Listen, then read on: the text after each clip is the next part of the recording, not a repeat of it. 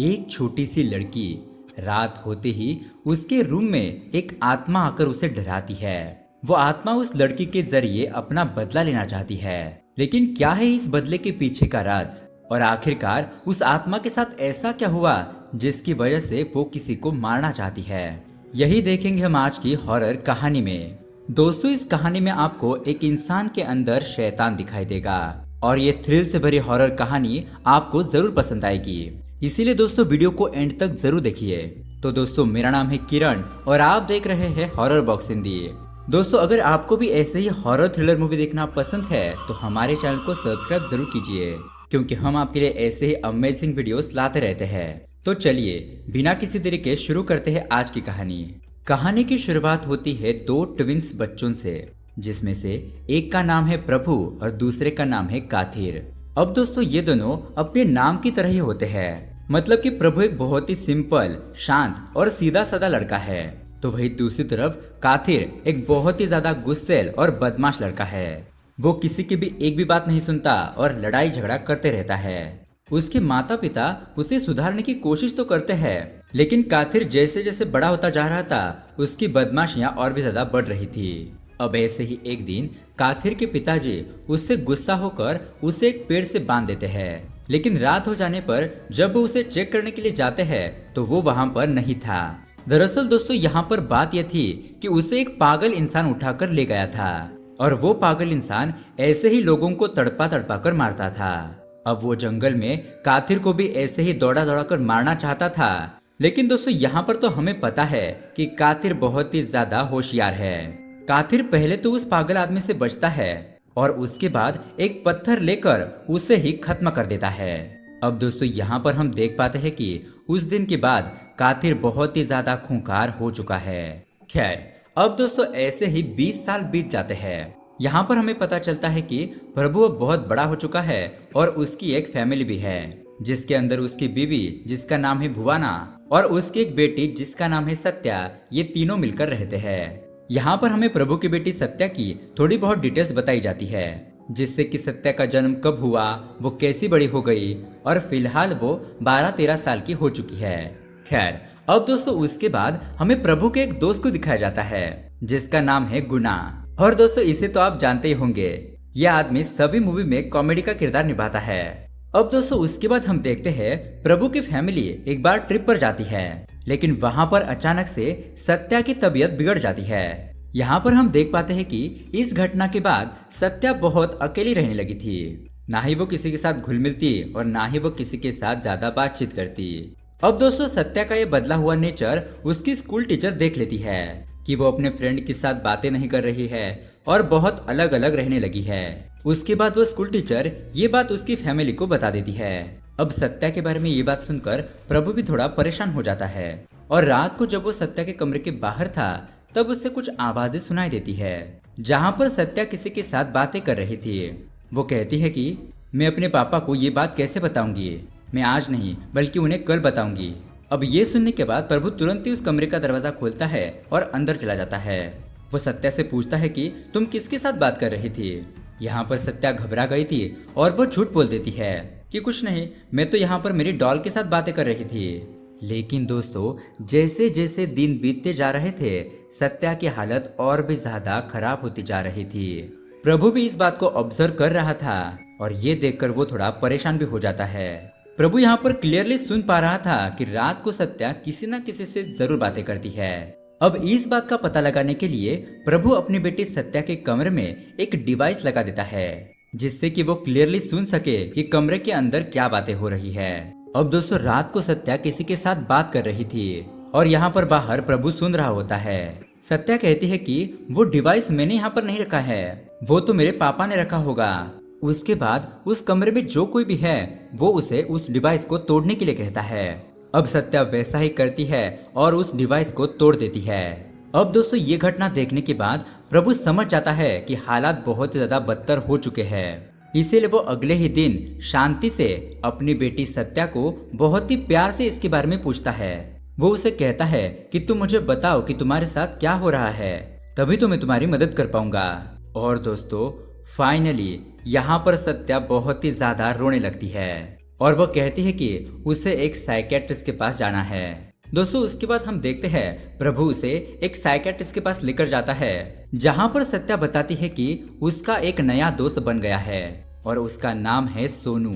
दोस्तों यहाँ पर हमें पता चलता है कि सत्या जब अकेली होती है तब वो सोनू से ही बातें करती है। वो बताती है कि सोनू उनके साथ ही रह रहा है और वो मुझे डराता और धमकाता रहता है। मैं इतना डर जाती हूँ कि मैं ठीक से सो भी नहीं पाती। और वो सोनू मुझे कहता है कि वो मेरे पापा प्रभु को मार डालेगा। अब दोस्तों सत्या की ऐसी बातें सुनकर प्रभु और साइकेट्रिस्ट को लगता है कि सत्या ने अपना एक इमेजिनरी दोस्त बना लिया है। और ऐसा कई लोगों के साथ होता है।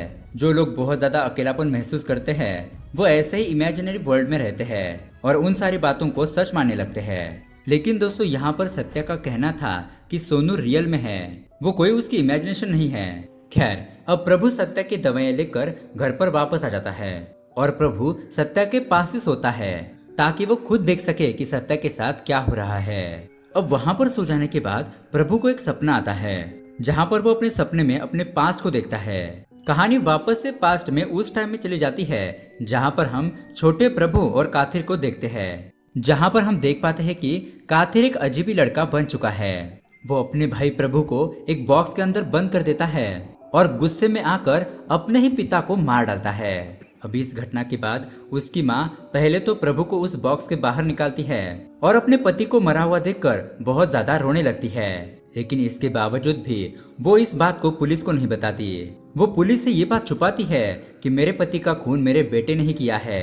अब दोस्तों उनकी माँ वहाँ के एक साधु बाबा के पास जाती है, जहाँ पर वो प्रभु और काथिर की कुंडली दिखाती है। उन दोनों की कुंडलियों को देखकर वो पंडित जी बताते हैं कि ये दोनों भाई कभी भी एक साथ नहीं रह सकते, इसमें से कोई ना कोई एक दूसरे को जरूर मारेगा, इसलिए इन दोनों का अलग अलग ही रहना ठीक होगा। उसके बाद उनकी माँ तय करती है कि वो प्रभु के साथ रहेगी और इसीलिए वो काथिर को एक मंदिर के पास छोड़कर वहाँ से चली जाती है और अपने बेटे प्रभु के साथ रहने लगती है। यहाँ पर हम प्रेजेंट में वापस आते हैं और हम देखते हैं कि प्रभु की नींद खुल चुकी है और वो अपने आसपास देखता है तो उसकी बेटी सत्या वहाँ पर नहीं थी। वो भागते हुए सीधा बिल्डिंग के छत पर जाता है, जहाँ पर हम देखते हैं कि सत्या वहाँ से नीचे कूदने वाली थी। लेकिन तभी प्रभु उससे शांति से बात करता है और उसे समझा बुझा कर नीचे उतार देता है। यहाँ पर सत्या कहती है कि सोनू मुझे आपसे कुछ कहने के लिए बोल रहा है।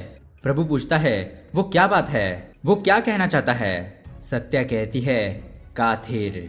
और दोस्तों काथिर का नाम सुनते ही प्रभु भी कांपने लग जाता है। वो भी बहुत ज्यादा डर जाता है क्योंकि अब उससे भी यकीन हो जाता है कि सोनू सचमुच में मौजूद है।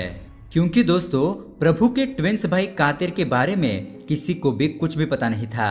अब दोस्तों यहाँ पर प्रभु बहुत ज्यादा डर गया था, इसीलिए वो अगले ही दिन कुछ यंग स्टूडेंट को काम पर रखता है जो कि भूत वगैरह के बारे में रिसर्च किया करते हैं। दोस्तों उसके बाद हम देखते हैं इस स्टूडेंट की टीम प्रभु के घर में माइक्स, कैमरा और बाकी के सारे इंस्ट्रूमेंट लगा देती है ताकि वो सत्या पर बहुत ही क्लोजली नजर रख पाए और उसके आसपास जो सोनू की आत्मा है उसे वो डिटेक्ट कर पाए। यहाँ पर प्रभु उन लोगों को वो रिकॉर्डिंग भी देता है जिसमें उसने पिछली बार उस डिवाइस में रिकॉर्ड किया था। वो स्टूडेंट उस रिकॉर्डिंग की फ्रीक्वेंसी वगैरह चेंज करते हैं और उन्हें वहाँ पर कुछ तो सुनाई देता है, यानी कि सोनू की आवाज भी सुनाई देती है कि वो सोनू सत्या को वो डिवाइस तोड़ने के लिए कह रहा था। इससे कि ये पक्का हो जाता है कि सोनू की आत्मा मौजूद है।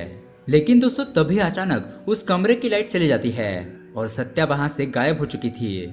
उसके बाद उस स्टूडेंट की टीम तुरंत ही यूवी लाइट की मदद से सत्या के फुटप्रिंट्स को फॉलो करने लगती है और वो निशान रूम के बाहर जाकर फिर से रूम के अंदर ही आ रहे थे। वो उस रूम की तरफ भागने लगते हैं, लेकिन तब तक सत्या उस कमरे में लॉक हो चुकी थी।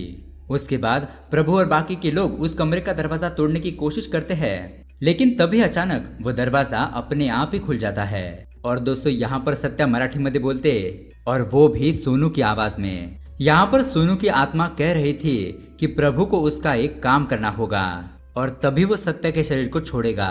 लेकिन दोस्तों यहाँ पर सोचने वाली बात यह है कि यहाँ पर काम क्या है जिससे कि यह आत्मा वापस आई है। सोनू बताता है कि काम यह है कि काथिर को जान से मार डालना होगा क्योंकि काथिर ने ही सोनू की जान ली है। और दोस्तों उसके बाद सत्या कैमरे की तरफ देखकर एक बहुत ही भयानक स्माइल करती है। इस घटना से हमें पता चलता है कि सत्या पजेस हो चुकी है और उसके बाद प्रभु ये बात साइकेट्रिस्ट को भी बताता है।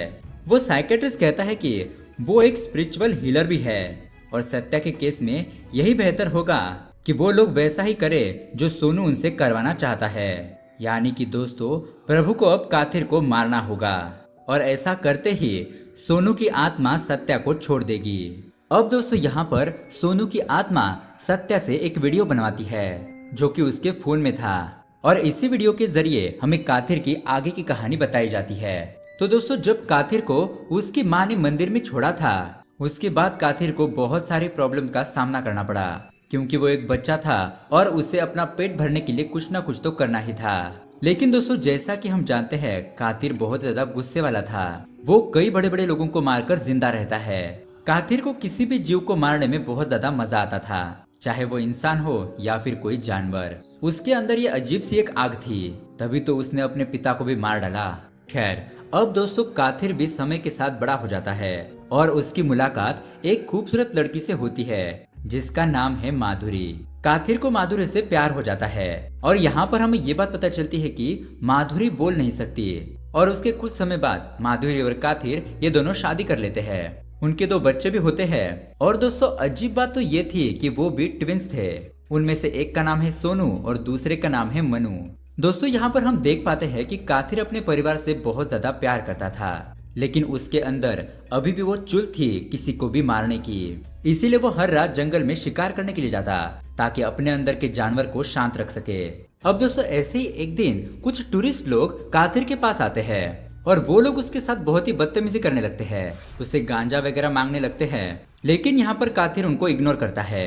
काथिर के बच्चे भी उन लोगों को ऐसा बर्ताव करते हुए देखते हैं, लेकिन यहाँ पर काथिर बहुत ज्यादा शांत रहता है। उसके बाद जब काथिर रात को शिकार के लिए निकल रहा था तो उसका बेटा सोनू छुपकर उसके गाड़ी में बैठ जाता है और उसके साथ जंगल में पहुंच जाता है। अब दोस्तों यहाँ पर होना क्या था, काथिर अपनी गाड़ी उन टूरिस्ट के पास लेकर आता है। वो उनमें से एक एक को दौड़ा दौड़ा कर मार डालता है और दोस्तों ये भयानक नजारा सोनू वहां पर छुपकर देख रहा था। अपने पिता का ऐसा भयानक रूप देखकर वो बहुत ज्यादा डर जाता है और दोस्तों यहाँ पर काथिर को भी पता चल जाता है कि उसे सोनू ने देख लिया है। उसके बाद वो सोनू को बहुत ही प्यार से और डरावनी आवाज में समझाता है कि बेटा, आपने जो कुछ भी यहाँ पर देखा ना वो अपने भाई और माँ को कभी मत बताना, वरना मैं तुम तीनों के साथ भी यही करूंगा।